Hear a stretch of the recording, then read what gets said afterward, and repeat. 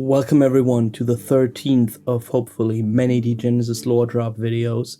This time, we're talking about the most mysterious artifact in the world of Degenesis, Jehammed'S will. It is so mysterious that this video maybe ends up being less satisfying than my former videos. But hey, I gave my best. And you know who's also giving their best? All you new subscribers. Thank you all so very much. And if you still got more to give, you might want to check out my game Ancients on itch.io, or you can check out the YouTube channel The Pale Bird for more amazing videos about Degenesis, or the Degenesis Discord, or the Kickstarter and YouTube videos for Clan Wars. Check something out, people. You'll find a lot of links in the description. But first of all, do enjoy the following video.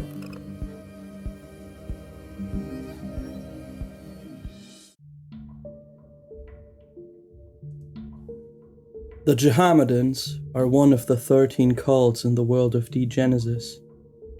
The cult can be viewed as an evolved remnant of the three Abrahamic religions, merging aspects of Judaism, Islam, and Christianity into a new mode of being that is focused on preserving traditional concepts of the family, agriculture, and religious practices passed down from the prophet Jehammed, who appeared in the days before the Eschaton. In recent history, a new branch of the faith developed, centering around the figure of Arius, a mysterious agent who appeared during the war between the Jehammed'S and Anabaptists in the Adriatic Basin, and eventually led the Jehammed'S to victory. Many of the Jehammed'an rituals and religious services rely on a variety of objects, such as scrolls known as Jehammed'S teachings, which are capped in brass tubes and are only taken out and opened on holy days. There is also a small variety of holy texts preserved in golden tubes, known as Jehammed'S will. Allegedly, the scrolls in the golden tubes reveal Jehammed'S true goals and intents. Jehammed wrote this testament behind closed doors and kept its contents secret, even in the last days. Jehammed'S will is handed down from prophet to prophet, but no one has ever been able to decipher the texts. Interestingly, the Arianoi call the same tubes Arius' blessing. They claim that in them, Arius opened up and explained himself to humankind.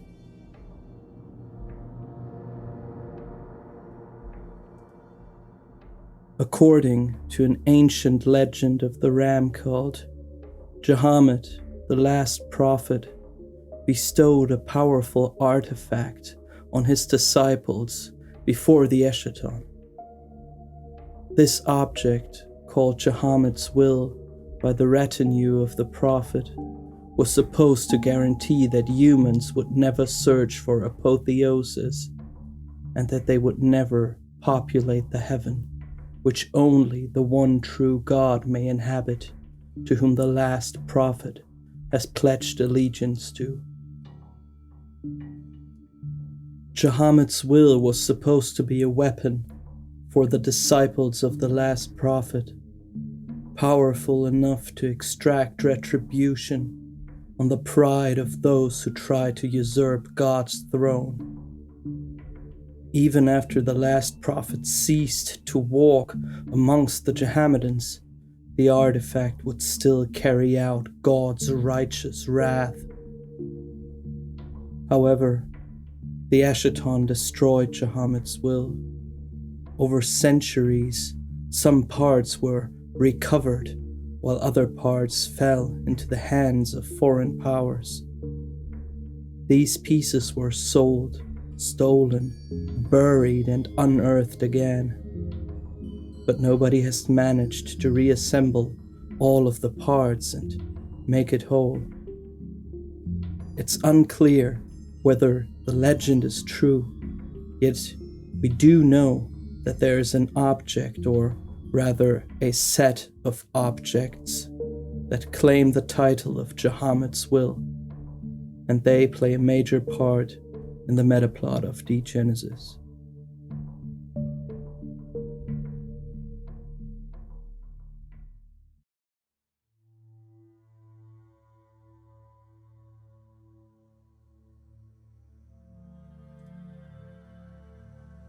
Throughout the three big adventures, In Thy Blood, The Killing Game, and Black Atlantic, the player characters obtain three different parts of the object that, once assembled, becomes Jehammed'S will. It functions as the great MacGuffin, gluing together the three adventures and pushing the characters forward, before becoming a rather relevant plot device in Black Atlantic. The first part of Jehammed'S will is supposedly encountered at the end of In Thy Blood. The adventure In Thy Blood is a clerical murder mystery focusing on the death of Baptist Altair, a powerful Anabaptist who fought in the Adriatic War against the Jehammed'S. Among the spoils of war, there were many Jehammed'an treasures and religious objects, which the Anabaptists claimed and brought back to Pugare. Altair's wife Neva uses some of the treasures stored in the cloister of Lucatore to pay the man who would later murder her husband. At the end of the adventure, the chronicler Decoy 5, who throughout the adventure appears in the disguise of the scrapper Custos, manages to obtain part of the treasure and hands a peculiar object to the player characters in exchange for them not revealing his true identity. The object is a golden disc known as Jehammed'S disc, and the player characters soon find out that the disc is much more than a shiny bauble. Underneath the golden surface, intricate electronics slumber, receiving a signal that leads the characters into southern Franca, where they are thrown into the events of the second adventure, The Killing Game.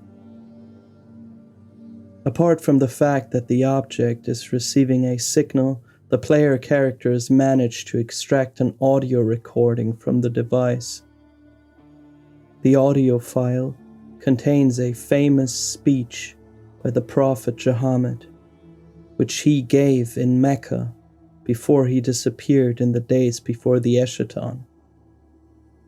In this speech, Jehammed challenges traditional religious teachings, asserting that people have been misled by being portrayed as passive lambs in need of guidance. Instead, Jehammed encourages his followers to recognize their strength as rams who can lead themselves.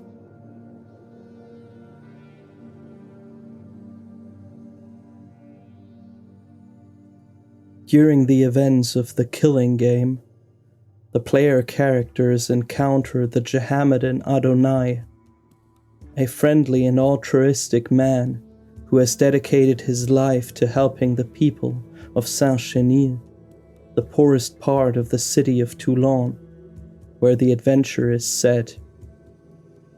Adonai is in possession of another part of Jehammed'S will, which he has sworn to protect, and thus he hides it on the shores of Toulon. After the devastating events of the Civil War, Adonai can be found burying the dead. If the characters help him, he hands them the item, known as Jehammed'S star, a black metal disc engraved with astronomical signs that sends out the signal to be received by the golden disc the characters obtained during In Thy Blood. The two discs can be conjoined and fit together perfectly. Another audio file is discovered on Jehammed'S star. In it, we hear a conversation between two board members of the recombination group, namely Viktor Karmanov and Christina Svensson. The first topic of their conversation concerns the space station in Baikonur, which the recombination group wanted to buy, even though the Kazakh and Russian governments tried to interfere.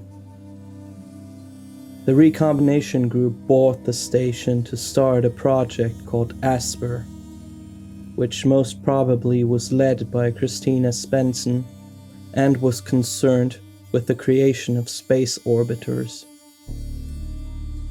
The other topic is a meeting between Nikita Karmanov and Jerome Gatrell, of which Viktor Karmanov, Nikita's twin brother, was ignorant. The subject of the meeting was Nikita's project, which ultimately led to the creation of the corresponders, able to override the marauders' bloodstreams, an integral part of Project Free Spirit. The third subject is Jehammed'S disappearance after his speech in Mecca. Viktor Karmanov and Christina Svensson reveal that they were critical of Jehammed when he joined the recombination group board, and Svensson suspects that Jerome Gatrell knew that Jehammed would eventually embezzle RG funds in order to build up his own religion.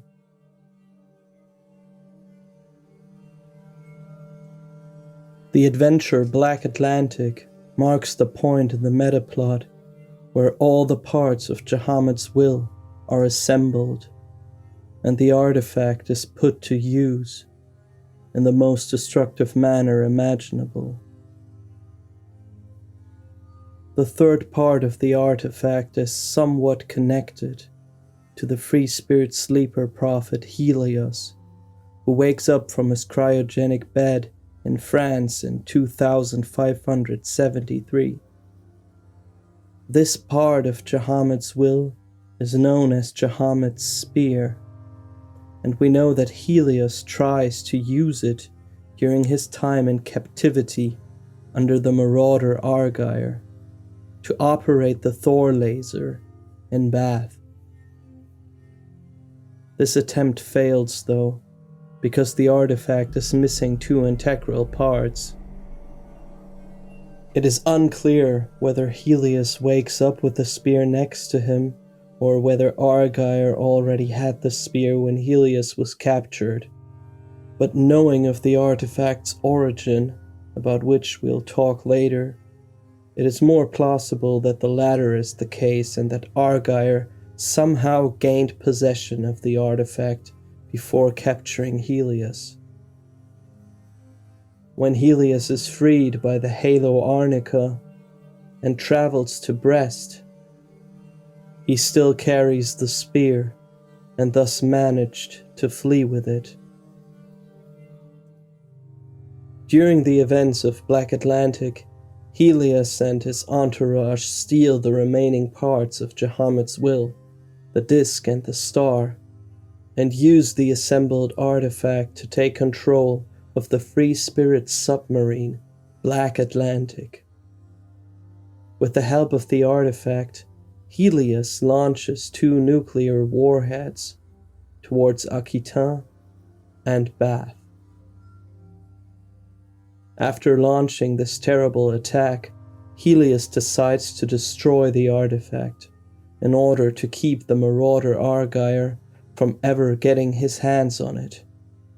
The paler Halo Arnica, seeing his master about to destroy a holy artifact, turns on Helios and fights the free spirit together with the player characters. Helios is supposed to die during this confrontation, and thus Jehammed'S will remains in possession of the player characters. With the 3 parts of Jehammed'S will assembled, another audio recording is revealed, in which we hear a conversation between Jerome Gatrell and Christina Spencer.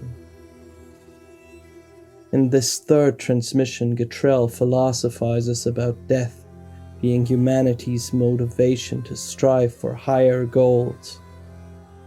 Gatrell references the Gilgamesh epic to convince Svensson of his plan of leaving behind hints that point at the grand design for humanity's future developed by Gatrell himself.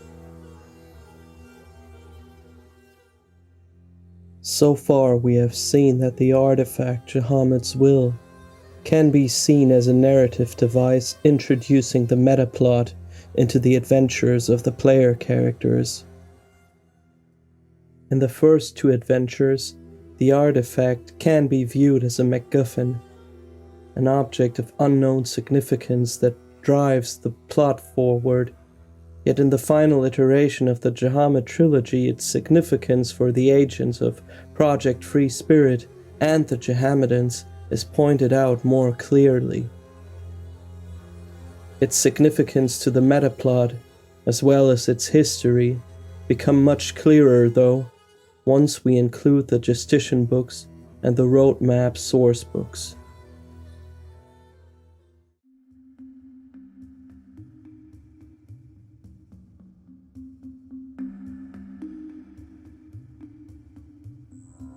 From the Exalter's supplement, we learn that Jehammed'S will was one of the artifacts discovered in the underground labyrinth of the Grindworks, beneath the city of Exalt. For more information about the Grindworks, you can check out my Free Spirit video. Considering where the artifact was first found, as well as the fact that Helios uses it to operate the Free Spirit submarine Black Atlantic, there seems to be a strong connection between Jehammed'S will and the Free Spirit project. This is also supported by the fact that the 3rd part of the artifact is literally shaped like the Free Spirit symbol. But other pieces of information we have on the artifact suggest that it is far more than a device for activating and operating Free Spirit technology. First of all, it contains the 3 transmissions, the 3 recordings that on first glance don't really seem to be connected to each other thematically. Jehammed'S speech and the conversations between Viktor Karmanov and Christina Spencer, as well as Jerome Gatrell and Spencer, might all be quite relevant to the metaplot, but the true combining element of them all is that they are memories of Jehammed. This was confirmed by the author of the whole thing on Discord. But we have to ask why these specific memories are so important to Jehammed's story. His speech in Mecca might be the most obvious here. The former Streamcast guru proclaims himself to be the new prophet and thus funds his religion. But we must also focus on the content of his speech.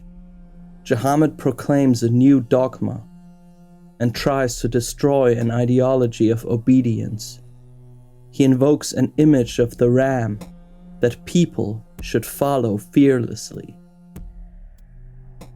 The second transmission could be seen as an important memory of Jehammed because it mentions his disappearance after his speech in Mecca, as well as the fact that Norman Thorne was made to hunt after him for embezzling recombination group funds in order to build up his new religion. But we also learn about Baikonur and the Corresponder Project by Nikita Karmanov. Baikonur is the place where the Ark of Jehammed is supposed to be found, a vessel that would take his most faithful followers to the stars. The Corresponder Project was an integral part of the Free Spirit program that made sure that Project Tannhäuser would run into difficulties that could threaten it. The third transmission provides us with an insight into Jerome Gatrell's mind, and Jehammed himself is not even mentioned. Yet we do know that in the years before the Eschaton, Gatrell and Jehammed were rivals, who both competed for followers in an era of uncertainty. And it was Gatrell who eventually made Jehammed a member of the RG board. It is a common theory amongst Degenesis fans that Jehammed and Gatrell both planted their ideological seeds before the Eschaton in somewhat of a competition about whose worldview would become the leading ideology after the apocalypse. And maybe this monologue of Gatrell's about leaving traces behind for future generations to decipher their grand design was the modus operandi for both Jehammed and Gatrell. But we also know that this possible competition of ideologues was not friendly at all. Jehammed killed himself before the Eschaton in order to escape his fate, which would probably have meant the existence as a marauder with an entropic nanite bloodstream. Jehammed's suicide was not a mere admission of defeat and an act of surrendering to Gatrell, but seems to be more of a ruse that is heavily connected to the artifact of Jehammed's will. Jehammed himself might have died, but he rose again as Arius, about whom you can hear more in my video about him. Arius appears in more than one iteration, and one of these also appears in the adventure Black Atlantic, in the form of Ifrit, who is in search of the artifact Jehammed's will. From Ifrit's character description, we learn that his singular mission is to unite the star, the disk, and the spear, in order to enable the divine spirit to rise up to the heavens, so that the Jehammed'S can start their glorious journey to paradise. This glorious journey to paradise is most probably connected to the Ark of Jehammed, which is most probably a space vessel somewhere inside the space station in Baikonur, which the incarnations of Arius try to reach to fulfill the prophecy. It seems like these incarnations of Arius are somehow mentally connected to the artifact of Jehammed's will. This claim is supported by two sources. The first one is a quote from the entry about Arius at the end of Black Atlantic, where it says, "Jehammed's will has been assembled at last, and Arius sees the world for what it truly is." The other can be found on Decoy 5's page in Moloch. The chronicler Decoy 5 investigates some of the scalar nullifies data and finds the following quote: "Jehammed is Arius. Arius exists only through Jehammed's will. Jehammed's will is the key to the Ark." We don't know too much about the creation of the different incarnations of the marauder Arius, but it is most certainly connected to the so-called silver milk, probably a kind of nanite liquid that can be ingested and thus turn the drinker into a nanite clone of Arius or Jehammed. We know that the different versions of Arius are connected somehow mentally through the silver milk, and it is not far-fetched to assume that the artifact of Jehammed's will is some kind of corresponder connected to the nanites inside all of Arius's incarnations. Like all marauders, Arius is driven by revenge, and Jehammed's will might be the tool for this revenge. For the artifact contains much more than just the 3 transmissions of Jehammed.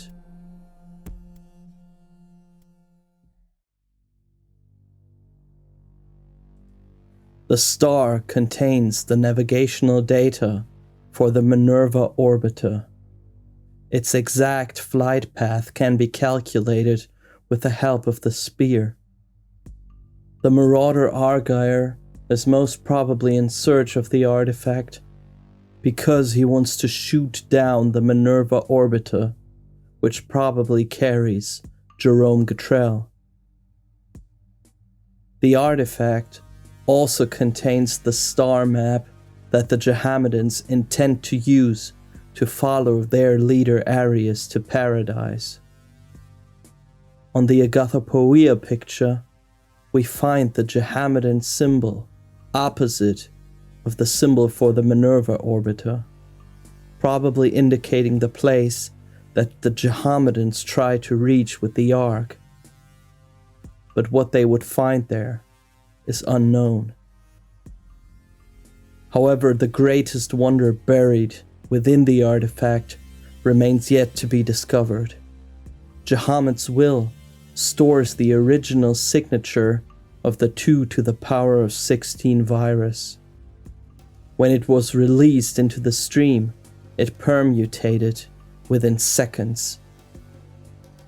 The marauder Tricklaw programmed its primordial form into the will as a last resort for a doomed humanity. The connection between Jehammed and Tricklaw this collaboration implies is still a mystery and subject to heavy speculation. It could be that the 2 former Recombination Group board members joined forces in order to defeat Gatrell. They could have viewed the reanimation of the stream as an important step in defeating their former colleague. However, in order to release its secret, the artifact must first be dipped in nanite blood. And only one blood type can reveal the secrets of Jehammed'S will, his own, the blood of Arius, which probably is the silver milk mentioned before.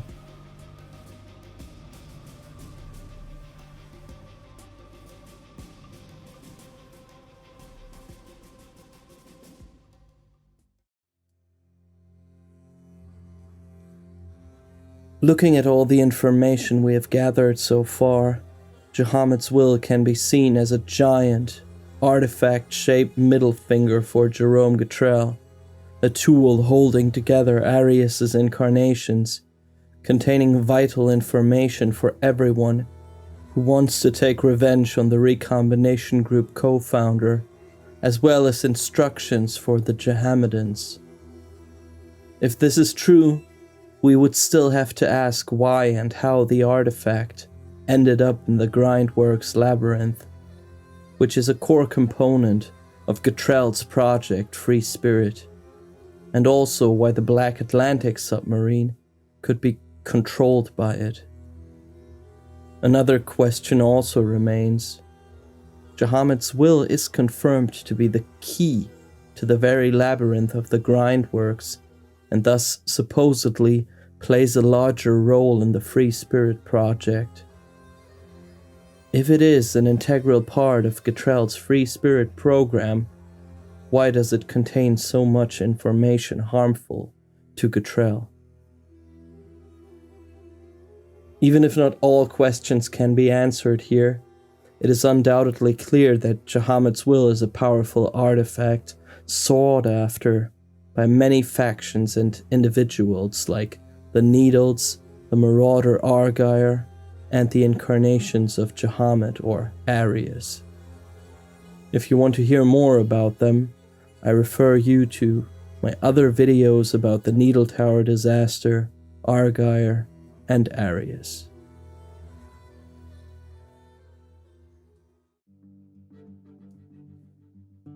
People, thank you for watching this video, even though it might have been a little bit unsatisfying, but that's life, right?